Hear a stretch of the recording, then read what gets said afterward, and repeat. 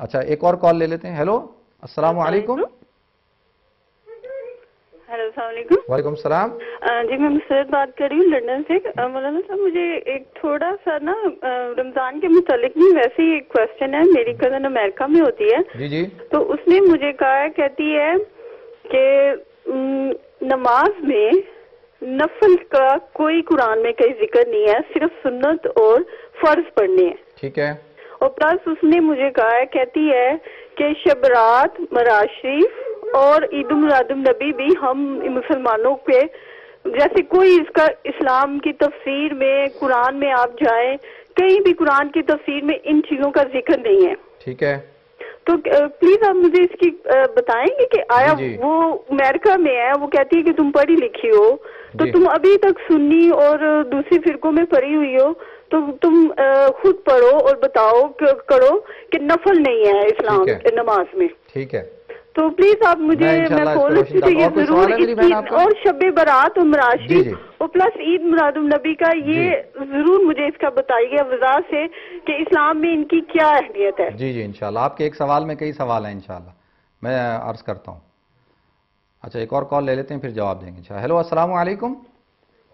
Hello السلام علیکم. وعلیکم السلام ورحمۃ اللہ وبرکاتہ. جی سب سے پہلے تو رمضان مبارک. آپ کو بھی بہت بہت مبارک ہو. جی رمضان. میرا نام سارا ہے, میں یورپ سے بات کر رہی ہوں. جی جی. آپ سے 2 سوال ہیں بلکہ 3 سوال ہیں.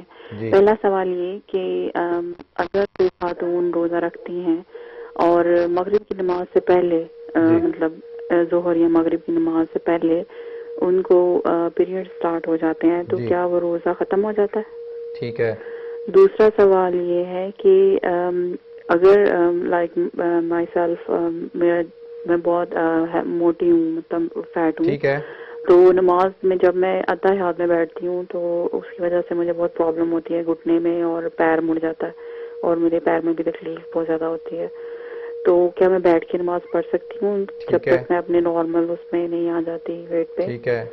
اور تیسرا سوال یہ کہ نماز میں دل لگانے کا کوئی ٹپ بتا دیں کہ آپ کا دل لگ جائے نماز کے اندر. ٹھیک ہے. اور کوئی سوال ہے میری بہن؟ نہیں. بہت شکریہ جی آپ کی کال کرنے کا. Thank you very much. اچھا تو جو میری ایک دوسری بہن نے کہا تھا کہ جی میں نے سحری کے بارے میں پوری فضائل بیان کر دیے, پھر انہوں نے کہا کہ بچے چھوٹے ہیں اور بچے چھوٹے ہونے کی وجہ سے جو ہے وہ عبادات کے اندر جو ہے زیادہ منہمک نہیں ہو سکتی.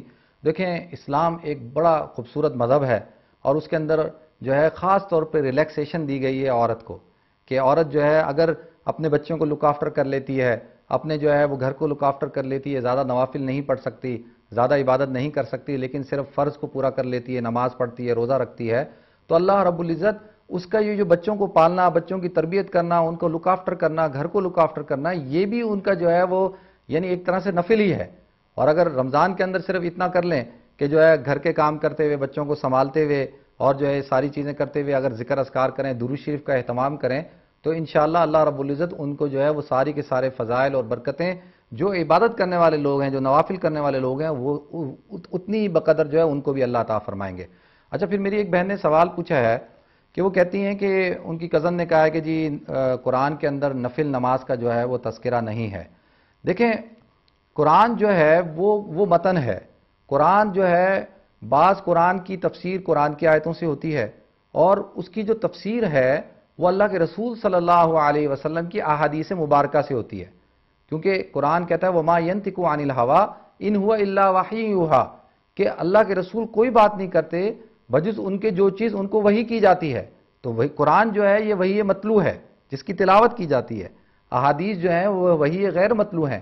تو اللہ کے رسول صلی اللہ علیہ وسلم نے پوری قرآن کی آیتوں کو جو ہے پڑھ کر جو ہے وہ بتایا اور سمجھایا, اور وہ بھی اسی طریقے سے حکم کے اندر ہوتے ہیں جس طریقے سے قرآن کا, یعنی اللہ کے رسول صلی اللہ علیہ وسلم نے ہمیں یہ بتایا کہ قرآن جو ہے وہ اللہ کی کتاب ہے.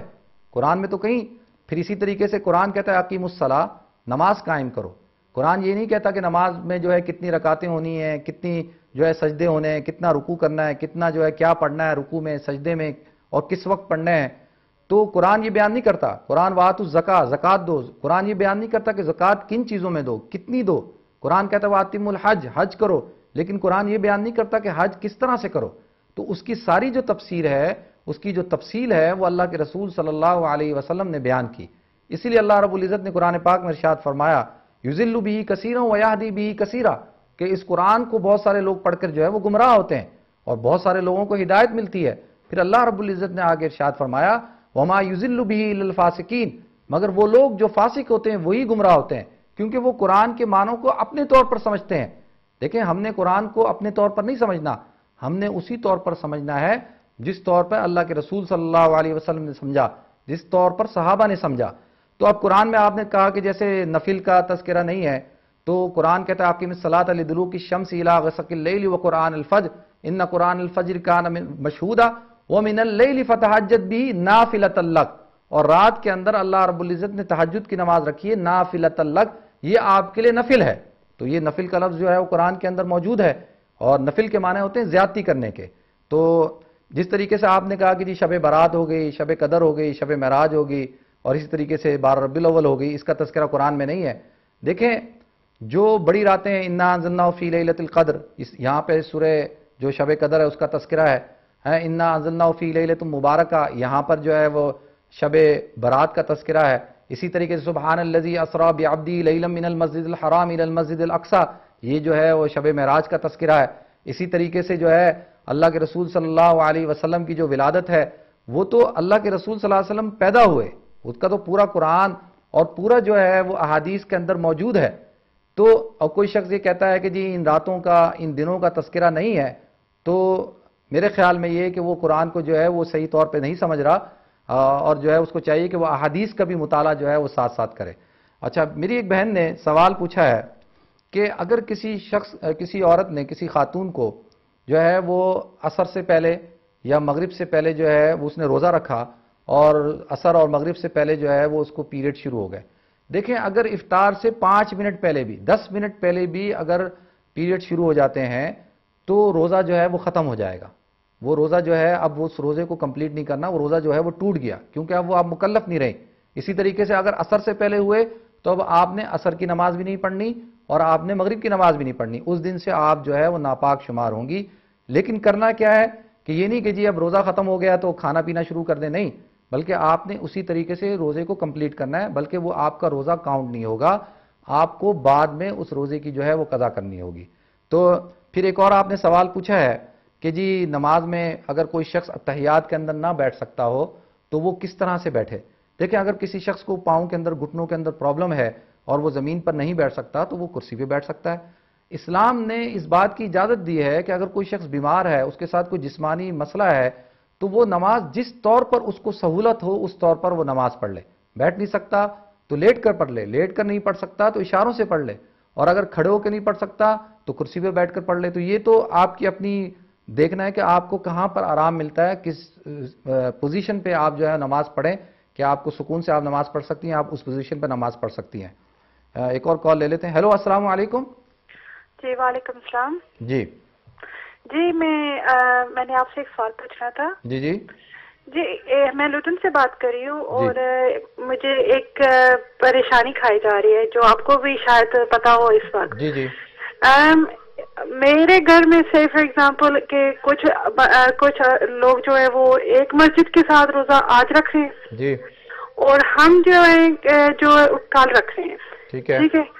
تو ایک ہی گھر میں اتنے اختلافات پیدا ہو گئے ہیں کہ اتنی پریشانی میں مبتلا ہو گئے ہیں کہ یہ کیا ہو رہا ہے کہ ایک ہی گھر میں دو عیدیں ہوں گی۔ ٹھیک ہے، آپ اس کی کوئی وضاحت کر دیں کہ کیونکہ میں تو اپنے عقیدے کے مطابق میں نے سوچا کہ میرا عقیدہ اس طرح ہے، میں فیملی کو فالو نہیں کروں گی، میں اپنی مسجد کو فالو کروں گی، ٹھیک ہے، لیکن آپ اس کی وضاحت کر دیں کہ ہم نے روزہ کل کیوں رکھا ہے۔ اور کوئی سوال ہے میری بہن آپ کا؟ نہیں بس یہ بہت شکریہ جی آپ کی کال کرنے کا۔ جی ایک اور کال لیتے ہیں۔ ہیلو السلام علیکم۔ ہیلو السلام علیکم۔ وعلیکم السلام ورحمۃ اللہ۔ جی مجھے سوال یہ پوچھنا تھا کہ زکوٰۃ جو ہے وہ جو پراپرٹی ہوتی ہے جس میں ہم رہ رہے ہوتے ہیں اور گاڑی وغیرہ ہوتی ہے تو اس پہ بھی ہماری زکوٰۃ ہوتی ہے یا صرف جو سونا ہوتا ہے اور پیسہ ہوتا ہے جو بینک میں ہوتا ہے اس پہ صرف زکوٰۃ ہوتی ہے؟ ٹھیک ہے، اور کوئی سوال ہے آپ کا؟ جی بس یہی سوال ہے جی۔ بہت شکریہ جی آپ کی کال کرنے کا۔ ایک اور کال لے لیتے ہیں۔ ہیلو السلام علیکم ورحمۃ اللہ۔ السلام علیکم ورحمۃ اللہ وبرکاتہ۔ جی جی میں ایئر پہ ہوں؟ جی جی آپ بالکل آن ایئر ہیں، آپ بات کر رہی ہیں مجھ سے۔ اچھا جی، میں نے ایک سوال پوچھنا تھا مولانا صاحب سے۔ جی جی پوچھیں۔ میں کڈنی پیشنٹ ہوں، ٹھیک ہے، اور ڈائلسس پہ ہوں، تو میں تقریباً 10 سال ہونے کو ہے میرے. تو پہلے تو میں مطلب سپارے لے جاتی ہوں, مجھے نیند نہیں آتی, میں پڑھتی رہتی ہوں وہاں. لیکن ابھی کسی چینل پہ مجھے کسی نے بتایا کہ بھئی وضو ٹوٹ جاتا ہے, کہ وہ ایک نیڈل, آپ کو جیسے پتا ہے ایک نیڈل سے خون اندر جاتا ہے, پھر مشین میں جاتا ہے, صاف ہوتا ہے, پھر اس کے بعد واپس باڈی میں ہوتا ہے. جی جی. تو وہ مجھے بول رہے, کسی نے پوچھا تھا ان سے, میں نے تو سنا صرف کہ بھئی اس سے وضو ٹوٹ جاتا ہے. تو اس دن سے میرے دماغ میں وہم سا بیٹھ گیا کہ میں پڑھتی ہوں تو میرا کیا وضو ٹوٹ جاتا ہے یا کیا ہے. اس کے بارے میں مجھے آپ سے پوچھنا تھا, پلیز. ٹھیک ہے, میں بتاتا ہوں. بہت شکریہ جی آپ کا. اچھا, میری ایک بہن نے سوال پوچھا ہے کہ نماز میں جو ہے وہ دل کس طرح سے لگایا جا سکتا ہے. دیکھیں, نماز جو ہے وہ اگر اس کے اندر اگر ہم یہ اصول, انہوں نے کہا کہ کوئی ٹپ دے دیں. ٹپ یہ ہے کہ اللہ کے رسول اللہ رب العزت نے ارشاد فرمایا, قد افلح المؤمنون الذین هم فی صلاتهم خاشعون, کامیاب ہو گئے وہ مومنین جنہوں نے اپنی نماز میں خشوع پیدا کیا. اب خشوع ایک قلبی کیفیت کا نام ہے. اگر ہم صرف یہ دھیان کر لیں, یہ توجہ کر لیں کہ ہم اللہ رب العزت کو دیکھ رہے ہیں, یہ سب سے اعلیٰ درجہ ہے عبادت کا, کہ ان تعبد اللہ کانک ترا, کہ تم اللہ کی عبادت ایسے کرو جیسے کہ تم دیکھ رہے ہو. فإن لم تکن تراہ فإنہ یرا, اگر یہ کیفیت پیدا نہیں ہوتی تو یہ کیفیت پیدا کریں کہ اللہ رب العزت ہمیں دیکھ رہے ہیں. اگر یہ کیفیت پیدا ہو جائے کہ اللہ مجھے دیکھ رہا ہے تو انسان کسی قسم کی کوئی حرکت نہیں کرے گا. اور اس کے بعد جب اگر اکیلے نماز پڑھ رہے ہیں تو جو نماز میں پڑھا جا رہا ہے, سورہ فاتحہ, سورت, جو تسبیحات پڑھی جا رہی ہیں, ان کی طرف توجہ دیں, ان کے معنی کی طرف توجہ دیں, اور جو ہے وہ نگاہوں کو جو ہے ادھر ادھر نہ کریں. اور اگر ہم اس طور پر یعنی توجہ کریں گے تو انشاءاللہ آہستہ آہستہ ہماری نماز کے اندر جو ہے وہ خشوع پیدا ہونا شروع ہو جائے گا, اور نماز کے اندر جو ہے وہ دل بھی لگنا شروع ہو جائے گا. لیکن اس کا مطلب یہ نہیں کہ اگر نماز میں دل نہیں لگ رہا تو نماز پڑھنا چھوڑ دیں. نماز کو ہم نے پڑھنا ہے, چاہے دل لگے یا نہ لگے. یہ شیطانی جو ہے وسوسہ ہوتا ہے کہ وہ انسان کو عبادات کے اندر اس کا دل نہیں لگاتا, تو بعض لوگ کمزور ہوتے ہیں تو وہ چھوڑ دیتے ہیں, بعض لوگ جو ہے وہ ریزسٹ کرتے ہیں, شیطان کے ساتھ لڑائی کرتے ہیں. تو ہمیں لڑائی کرنی ہے اور جو ہے دل کو آہستہ آہستہ لگانا ہے انشاءاللہ. پھر میری ایک بہن نے سوال پوچھا ہے کہ جی رمضان کے متعلق جو ہے وہ جو آج کہیں آج رمضان روزہ ہے, کہیں کل ہوگا.